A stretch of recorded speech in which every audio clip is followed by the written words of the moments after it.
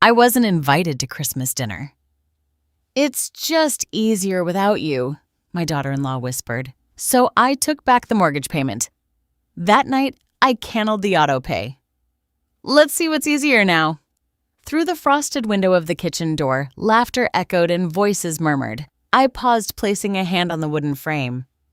There was no place for me inside the dinner. I watched from behind the glass as my daughter-in-law leaned in close to my son, their voices low. But I heard every word. "If she dies before the 25th, do we still have to buy her a gift?" the daughter-in-law asked so quietly, or so she thought. "Don't joke like that," my son replied. "I'm serious," she said, and I could feel her eyes on some invisible target. She's like a guilt ghost haunting our Christmas. It was Christmas Eve, December 24th, and I was 78 years old. I stepped from my bedroom, holding a tray of gingerbread cookies and a hand-embroidered tablecloths, symbols of decades of holidays past. I wore my red Christmas dress, faded at the seams, but still warm with memory. I took a breath and walked toward the kitchen, carrying love in every careful stitch and baked spice, only to freeze at the threshold. My heart sank, but I did not let a tear fall.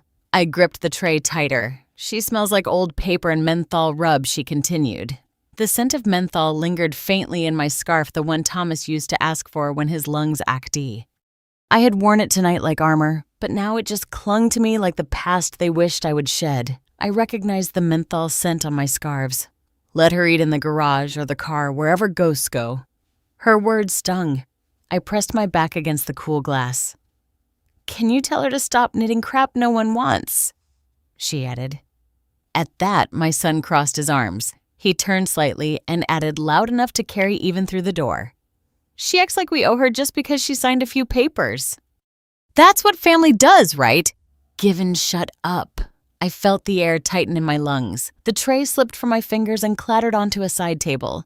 Cookies scattered like silence across the polished wood. I should have cried. I should have begged. But there was nothing left to beg for. So I stood still, watching them. Watching the warmth in that room I helped build shrink because I would not act small. I picked up the tray again, cold sugar clinging to my fingertips. I turned from the door and walked down the hallway. The stockings they hung by the fireplace still bore my name embroidered with care. They had never bothered to remove them. Or perhaps they did not dare. I carried the tray out of the house into the crisp night air, where the cold bit at my heart in ways no one inside could feel. I did not cry when I stepped into the car. I did not try to keep warm with those shattered memories. I closed the door softly, hiding behind the winter frost. I sat in the driver's seat and pulled out my little cell phone, one that never worked well indoors. I dialed the number I had memorized earlier. "Hi, Maggie," I said, voice steady. "It's me." I placed the phone between my ear and shoulder and let the Christmas lights inside my home flicker through the windshield. I watched them twinkling behind curtained windows. I had once strung those lights myself, twisting the cords around my fingers on nights I could not sleep. "Eleanor," Maggie said, soft but steady. "It's Christmas Eve," I said, "and they told me I'm a ghost in my own house." There was silence on the other end. She waited. "I'm done," I said. "I'm calling about that mortgage paperwork." I did not leave the car for a long time. I sat through the carols played silently from inside the house, the laughter that refused to reach me, the warmth that evaporated when I wasn't seen. Eventually, I pulled the keys from the ignition. I gathered the cookies from the floor and wrapped the cloth one last time around the tray, folding it neatly. I pressed my hand to the embroidered surface that carried my heart. Then carefully I placed it into the passenger seat. I sat there, not angry, not crying, just quiet. My breath fogged the glass like steam from simmering broth. I watched until all trace of movement faded inside. Then I stepped out of the car and closed the door. With one slow step, I walked away. That was the night my holiday ended and my reckoning began. I was not always the ghost in their house. Once, I was the woman who held the flashlight steady while my husband fixed the leaky sink at midnight. I was the woman who taught high school students about compound interest and the dangers of predatory loans. I was the one they called Mrs. Reed, with respect-sharp pencil in one hand, coffee in the other. Then came the cancer. My husband Thomas had always been stronger than he looked.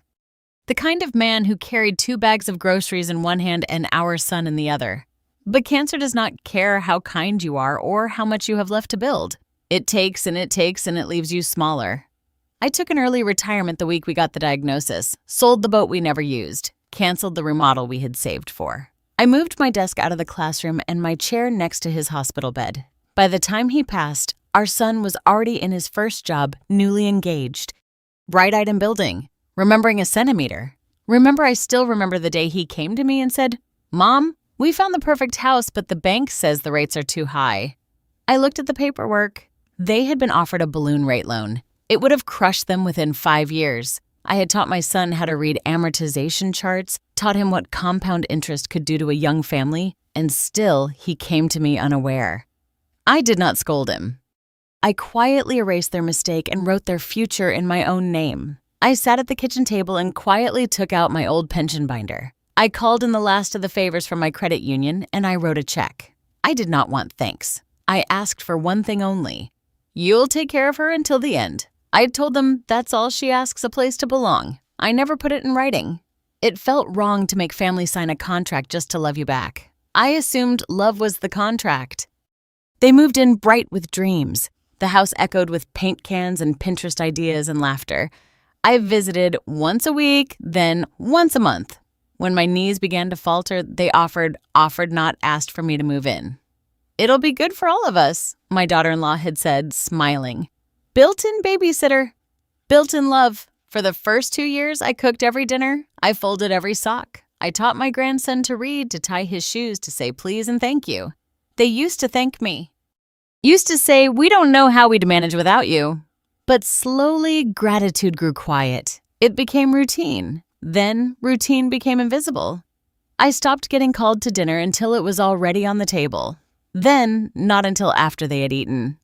The baby outgrew his naps and me. My daughter-in-law began calling me her when talking to others, as in her room's the one with the old books. She likes things a certain way. She once whispered to a friend on speakerphone, "It's like living with a calendar from the 60s. You feel guilty throwing it out, but it does not match anything anymore." I pretended not to hear. The table I had bought was too crowded now. The blanket I knit was stored in the garage.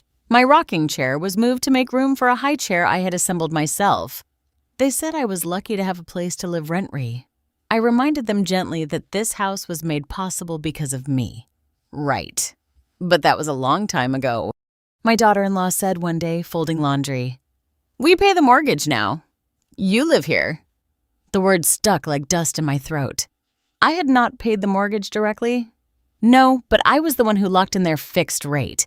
I was the one who put up collateral. I was the one who negotiated down their interest with the lender who used to be my student. Still, I said nothing because mothers do not itemize love. We give and hope the memory holds. It did not hold. One Christmas, I found my knitting needles in the trash along with a plate I had hand painted for their wedding. They said they were decluttering. I said nothing. I became careful, too careful, asking if I could enter rooms in my own house, knocking before opening the fridge, bringing in my own groceries so I would not ruin the meal plan. The worst part was that I began to believe them that I was in the way that my value was tied to how quiet I could be. And so I shrank. A woman who once ran a classroom of 28 teenagers and balanced investment portfolios shrinking into the corners of her own home until Christmas Eve when I heard the words behind the glass. That was the moment it all turned. Not because I was angry, but because I remembered something they forgot. That house was never a gift. It was a responsibility, and they had broken it. It was the kind of silence that feels loud. I was in my room wrapping the last of the small gifts I had made by hand. Lavender sachets for the closets, homemade jam from the prickly pears out back. I had tied the bows, just so folded each tag with careful handwriting, and then I heard her voice. Not yelling, not even bitter, just light, careless. I stepped into the hallway, drawn by the hum of something familiar. Her laugh. Her phone voice. The door to the kitchen was open, just a crack enough to see the ring light. The phone propped on a stand, her eyes looking straight into the camera. She was live streaming. "No drama this year," she was saying, her smile bright enough to crack bone. "Just peace and a clean table." She turned slightly and I saw my son in the background pouring wine. The chat buzzed on the screen. Someone asked, "Where's your She leaned in and said it like it was a joke she had told too many times. We finally decluttered. Laughter in the background. Her sister maybe, or a neighbor, I could not tell anymore. I did not mean to overhear. I had only come down because Maya, the girl next door, had tapped lightly on my window. "They're live," she whispered. "I thought you'd want to know." She slipped away before I could thank her. Then she dropped her voice to a whisper, still smiling, still facing the camera. "I wasn't invited to Christmas dinner," she said, mimicking my voice with a mock frown, then shrugging. "It's just easier without her." My son chuckled from off-screen. Didn't argue, didn't defend, just lifted his glass. "She's like a coat you outgrow." She added, slicing open another present. "Doesn't mean you hate it, just means it doesn't fit anymore." And then the final blow. She's just guilt in human form. The chat flooded with laughing emojis. I did not stay to hear more. I backed away slowly, careful not to let the floor creak. My hands were shaking, but not from age. I returned to my room and closed the door quietly behind me. That night, I did not sit at the table. I did not argue. I did not knock. I took the sandwich I had packed for lunch the day before, white bread, a slice of turkey, no mustard, and I stepped out into the cold.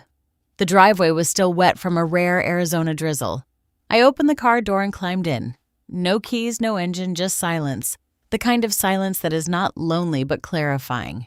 I ate the sandwich, slowly chewed every bite, watched the windows of the house flicker with Christmas lights and movement. I had taught them so much. I had taught my son to tie his shoes, to use the stovetop, to read the fine print, but I had not taught him how to remember who got him there. I took out my old notebook, the one I used to budget every cent when Thomas got sick, the one I used to scribble lesson plans in the margins, and I wrote 3 lines. Christmas kennel debt due. Eleanor rising, no exclamation points, no tears, just truth. They had built this house on the foundation of my sacrifice. And now they were dancing on the beams like it would never splinter. But wood remembers pressure, and I was not done being heard. I woke early on Christmas morning, not from excitement, not from tradition, but because cold seeps deeper when you have nowhere to be. The house was quiet. Too quiet. No cinnamon rolls baking, no soft carols on the radio, just the hum of the refrigerator and the faint echo of laughter behind closed doors. I wrapped my shawl around my shoulders, more for comfort than warmth, and made myself a cup of instant coffee. No cream, no sugar, just something hot to hold between my hands. The living room was empty, the fireplace dark, but the Christmas tree blinked at synthetic lights. I sat on the edge of the armchair no one ever used and turned on my phone. They had posted the live stream. I pressed play. The video opened with my daughter-in-law's smiling face framed by a ring light. She had dressed the part. Red lipstick, a sequined sweater that read "Slee," and earrings shaped like tiny candy canes. Behind her, the house glowed warm, cozy. The dining table was beautifully set. Pine garland ran down the middle, matching plates, wine glasses, silver cutlery. "No drama this year," she said, beaming into the camera. "Just peace and a clean table." A comment popped up on the screen. "Where's your ML?" She didn't even blink. "We finally decluttered." The room behind her burst into laughter. My son's still in his pajamas. Toasted a glass of champagne. Someone clinked a fork against a plate. Another comment rolled in. "That's cold." She shrugged. Hey, sometimes the best gift you can give your family is space. I should have stopped watching, should have closed the app, but I did not. The camera tilted slightly, showing the living room floor. Gifts piled high, torn wrapping paper scattered like fallen snow. And then I saw it. A small box wrapped in silver paper with a blue ribbon. My ribbon. I always used blue for the boys, silver for the girls. And I knew that paper I had saved it from last year, tucked in the back of my closet. One of the grandkids held up the tag from Grandma. My heart fluttered. They had kept it. But then came her voice again, sweet and sharp as ever. "Oh, that she thinks this is love." She plucked the box from the child's hands and held it up to the camera. "This is guilt in a box." The child looked confused. The room laughed. "She's been giving these pity gifts for years. Handmade junk, jam from God knows what, socks no one wears. We just smile, say thanks, and toss it before New Year's." My son didn't say a word, just poured more champagne. I put the phone down, not slammed, not dropped, just placed it on the side table like it had grown too heavy. I had saved for months for that jam, picked the fruit with sunburnt arms. Boiled and stirred until my fingers blistered. I had bought yarn with coupons. Stayed up late to finish every stitch, not because I had to, but because I wanted them to feel remembered, to know I still saw them even when they stopped seeing me. And they called it guilt. They had taken my presents and twisted it into punishment. They had taken my gifts and turned them into trash. I walked to my room, pulled open the top drawer of my desk, and reached for the folder with the mortgage documents, the cosign papers, the auto-pay confirmations. I had not needed recognition. I had never asked for praise, but I had earned respect. And that morning, with a bitter taste of cheap coffee in my mouth and the echo of laughter that was not meant for me ringing in my ears, I knew exactly what had to come next. No drama, fine. But there would be consequences, and this time they would not be wrapped in silver and blue. The day after Christmas, I folded away the embroidered table runner I had made 5 years ago, the one no one took out this year, and placed it gently back in the cedar box where I kept everything no one wanted. Then I opened the folder. Mortgage documents, letters of guarantee, autopay, enrollment forms, each one signed in ink that had faded just enough to prove time had passed, but not so much that the paper forgot its promise. I dialed Maggie. She answered on the second ring. "Elle, I need to initiate a revocation of cosigner privileges and support guarantees. I said effective immediately." She was quiet for a beat. Then, as if she had been waiting for the call, "I will draw up the release form today. Do you want to notify the bank, or should I?" "You do it," I said. I want it official. No emotion, just paperwork. By noon, I had the document in my inbox. At 1:17 p.m., the automated mortgage payment was canceled. At 2:03 p.m., the bank recalculated the terms of the loan without my fixed-rate guarantee. The interest doubled. At 2:31 p.m., my son called. I let it go to voicemail. By 3 p.m., he was pounding on my bedroom door. I opened it slowly, still in my knit cardigan, a spoonful of jam in hand. He looked like he had aged 5 years in 5 minutes. "What did you do?" he barked. "What the hell did you do?" I raised an eyebrow. "Careful. I am old. I bruise easily. This is not a joke. We just got a notice from the bank. The interest rate jumped. Our payments almost doubled." I stirred the jam into my tea. "Yes. That is usually what happens when the fixed-rate cosigner removes their financial support. You just doomed us," he shouted. I finally met his eyes. "No," I said calmly. "I just canneled Christmas for you. In the same way you canneled it for me." He blinked as if he did not recognize me, as if I had transformed overnight into someone less soft, less pliable, less convenient. "You do not mean that," he whispered. "I meant every spoon of jam, every stitch, every time I turned the other cheek." "But I also mean this." He ran his hands through his hair, pacing. "Mom, you do not understand. We cannot afford that jump. Not with the business taxes coming due. We will default." I tilted my head. "Then maybe you should have considered that before you decided I was clutter, before you poured champagne over the ashes of my place at the table." "It was not like that," he muttered. I handed him the tea. He did not take it. I watched the live stream Michael. I saw the tag on the gift. I heard her laugh. "I heard your silence." He looked down. I took a sip. "I do not want your apology," I said. "I want your respect. But you gave that away, so now you owe me money instead." He stumbled backward like I had struck him. "You would do that to your own son." I stood up slow but steady. "You did that to your own mother," I replied. "I am just responding in the language you understand. Liabilities and leverage." He stared at me. His mouth moved, but no sound came.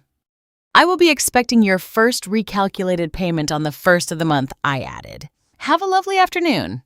Then I closed the door. Not loudly, not with anger, just with certainty. And behind it, I finished my tea. Alone, but finally in control. I spent that evening reviewing old bank statements, mortgage paperwork, and tax returns that I had saved in a cedar box under my bed. I looked for anything that could explain how the interest rate had doubled so quickly.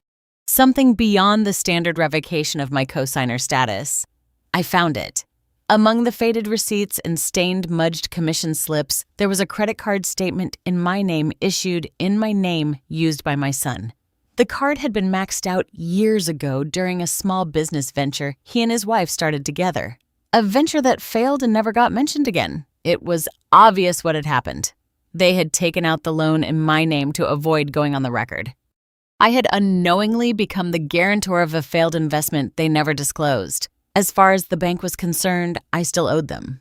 I closed the folder, let out a breath I did not know I was holding. I thought about the stories I used to tell during retirement, that loans are meant to be paid, that agreements are only as good as the character of those involved. I had taught them both those lessons, and they forgot. I called Maggie again. I need to buy the debt that was taken on in my name, I told her. And then I want the title registered in my personal holding company Business Act guarantee. Maggie paused, then said, "That is bold." "I am no longer soft," I answered. Over the next few days, she filed the paperwork. We arranged for the bank to sell the defaulted credit account at a discount to outside investors. I paid cash. Cold, slow, deliberate. That same week, bank sent letters to the property address. Ellie Reed is now the official creditor on record for that loan. The collateral, the house. I was the creditor. They the debtors. The tables had turned. They tried to argue at first. The text came in. "Mom, this is crazy. We never agreed to this. This is illegal. Sue us. We will fight. We cannot live under this." I ignored them. I watched as their mouths opened in silent panic. I watched as they scanned the mail, checked their bank accounts, saw the red stamps and official notifications. I held a press conference in my living room 2 days later.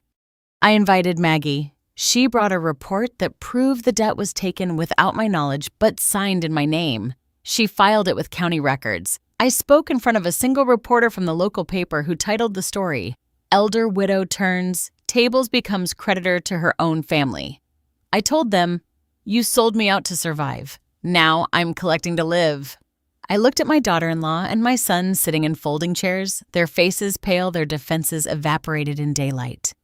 They said nothing because they could not. I ended the meeting by saying that they had 30 days to either pay back the outstanding debt or vacate.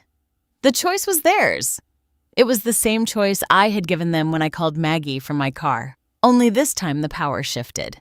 On their way out, my granddaughter tripped on a quilt. She looked up at me frightened, and I smiled and pulled her into my lap. "We'll take care of you, sweet pea," I whispered. That night, their Netflix account was canceled. So was the landscaping service, the holiday decor I had bought. All closed accounts. The house lights went dark by the 27th, except for mine. I lit a single candle in the living room and sat by myself. I thought of Thomas's laugh, the years teaching the jam I made. The notebook, everything they treated like dust suddenly became part of their reckonings. And I was not angry. I was just ready because being the creditor meant I stood outside their guilt. Now I stood on the firm ground of legality and principle. When the reporter ultimately asked why I didn't just forgive them, I chose silence. I had already said it in the statement. "You sold me out to survive. Now I'm collecting to live." Legally, the house was still in their names until default. Emotionally, the debt was theirs well past the final door closed. And for the first time in decades, the foundation they had built crumbled beneath them, not with anger, not with jealousy, but with truth. Because truth does not need a loud voice. It needs faithfulness. And I have always been faithful. They could not pay. They simply could not, and I did not expect them to. By the time the 30-day window closed, the bank had declared default. My son's business was in collections. His wife's side account already drained by holiday displays and wireless upgrades. They were paying everything but what was due. So I sold the house. I did not list it privately or quietly. I entrusted it to an organization I believed in, Transitional Housing for Abandoned Elders, a nonprofit that offers short-term rent-free apartments during the holidays for seniors who have been estranged from their families. I called the executive director, explained the situation, and they accepted the deed transfer with tears in their eyes. This was never about profit. It was about principle. On the morning of January 2nd, the coldest day Arizona had seen in years, I walked to the house for the final time. I unlocked the door and flicked on the lights so the new caretakers could inspect. I placed the old dining chair, my favorite spot by the oak window, back in its place. Then I walked through every room where I had cooked, laughed, cried, and waited. No added decor, no leftover candles, just silence. Finally clean. In the foyer, I left a small stack of items. The cedar box with my knitting needles, photo frames of past Christmases. and the blue-ribboned silver gift box. On top, I laid one final card with my own handwriting in gentle cursive. You asked what's easier, this. Inside the cedar box, I tucked one last page from my old notebook. It read, "They thought it was just housework, but I built it from the ashes." I bowed my head, walked out and locked the door. My keys swallowed by the mailbox slot. I did not wait to hear them scream. Instead, I walked across the street to the neighbor's house and cuped their daughter's cheek, my granddaughter's teen friend. I told her quietly, "Some houses have to break before they become homes. They say the house sells within a week." Inside the newspaper office, the reporter told me they called it the Christmas grace deal, a woman who traded betrayal for blessing. I told them I did not lose the house. I reclaimed its purpose. That night, I returned to the little apartment I had rented a couple of blocks from the old house. It was small, but mine. I still had my cedar box, my pocket notebook, and most importantly, a future I could build again. I turned on the string lights I had brought, warm gold bulbs not blinking or demanding perfection, just a steady glow. There was no family dinner. Her waiting, but I had a bowl of soup, homemade crusty bread, and a chair by the window facing the street where Christmas lights still twinkled. Outside, I saw a woman in a red hat, one of the elders from the nonprofit, carrying 2 steaming mugs of cocoa. She knocked gently. I opened the door and let her in. We sat together, sharing warmth across a small card table in the lamplight. She whispered, "You gave this to us. Rest now." I looked around. The walls were bare, the floor was bare, and I felt grateful for the emptiness because it was mine. In the distance, headlights in the old driveway flickered. I did not look. I did not flinch. Later, I found messages on my phone from gallery owners and local artist women who remembered my knitting the scarves I made, the quilts I stitched when I first retired. They wanted to feature me in a community exhibition about elders reclaiming agency. I smiled a little. I had not expected applause, but I accepted. Before going to sleep, I wrote again in my journal. They tried to clear me away like dust, but some dust is gold. I hung my shawl by the window and turned off the lights. Tomorrow I would meet the first woman moving into the old house, the one with no home this Christmas, but now a safe passage in. I did not pity myself. Not anymore. I had made room, and in making room, I finally belonged. I named it Eleanor's Hearth, a place, a cause, a line in the sand. The foundation was modest, funded from the profits of the house sale, my retirement bonds, and a quiet donation from a former student who had become a senator. But the mission was bold, to provide warmth, shelter, and dignity for women over 60 who had been cast aside by their families during the holidays. We launched just after New Year's with a single rented office, 1 staffer, and a waiting list that broke my heart. Women who had worked, cooked, held hands through loss and birth and funerals, now finding themselves unwelcome at their own grandchildren's tables. They called it seasonal abandonment. I called it a sickness of convenience, and I meant to treat it. Each woman we took in got her own room, a door that locked a real bed, and her name written in gold marker on a card beside a fresh poinsettia. Not grandma, not dependent, just herself. 1 week into the new year, I sat on the porch of our first transitional home watching the street. It was cold. Arizona's kind of cold. Not snow, but wind sharp enough to make your eyes sting. I heard footsteps crunching gravel. It was her. Maya, the little girl next door. She had brought me Christmas cookies every year, just 3 on a plate with a note that said, "We see you." That child had more humanity in her hands than some adults have in their entire lives. And now, at 15, she stood tall at the gate of my rebuilt world, holding an envelope. "I wanted you to have this," she said. Inside was a drawing-colored pencil on construction paper, a fire, and a stone hearth. And beside it, a woman smiling, wrapped in a blanket that said, "Say." I took her hand. "You know," I said, "I do not have many people left I trust with my story." She tilted her head. "But you're not a story," she whispered. "You're the reason stories keep going." And just like that, I amended my will. Maya, kind, brave, unnoticed. Maya would be the sole inheritor of Eleanor's Hearth. Not just the foundation, but the copyrights, the original land title, and the cedar chest, where I had kept every note, every quilt square, every name of every woman we had helped. I told her this over tea one afternoon. She cried. I did not. I just nodded as if the universe had finally returned something it owed. Before she left, I held her hand and said, "Promise me, Maya, when someone older sits alone at the edge of the room, pull up a chair. Make them a seat at the table even if no one else does." She nodded without a word. 2 weeks later, I got the call. Unknown number. I answered, silence on the line, then a breath. "Mom, it was my son. Mom, we are staying in a motel now. We lost everything. I know we said terrible things, but please can we talk?" I did not answer. I simply handed the phone to Maya, who happened to be helping me reorganize my files. She looked at the screen, saw the name, and asked with a quiet certainty, "Do you want me to take this?" I nodded. She picked up the receiver and without a hint of malice said, "She's not available." A pause. Then with the kind of grace no one can teach, she added, "She finally gets to be the one who chooses who gets a seat at the table." She clicked end call and placed the phone down. We sat together in silence, the kind of silence that wraps around you like truth. Outside, the sun dipped low, and the lamplight inside made the room feel like home. Later that night, I wrote one last note in my journal. I was not erased. I was revealed. And under that, in Maya's handwriting, she left warmth where they left wounds. ___.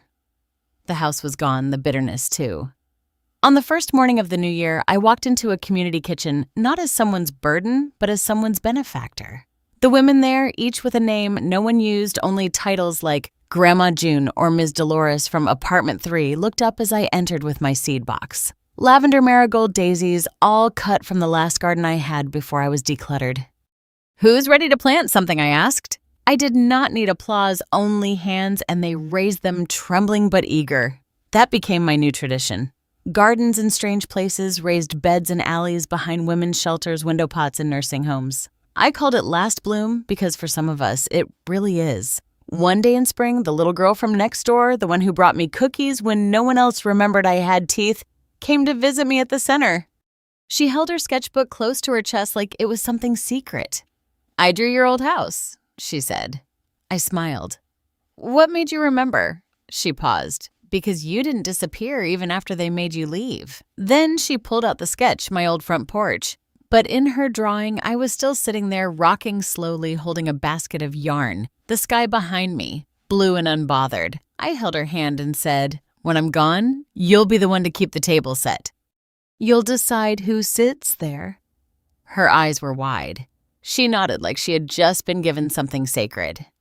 That week, I revised my will.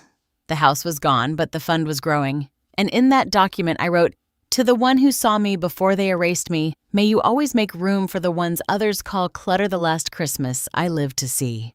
We set the table with mismatched chairs, cracked plates, and more love than I had ever seen in a house of blood relatives. One woman sang carols off-key, another burned the ham.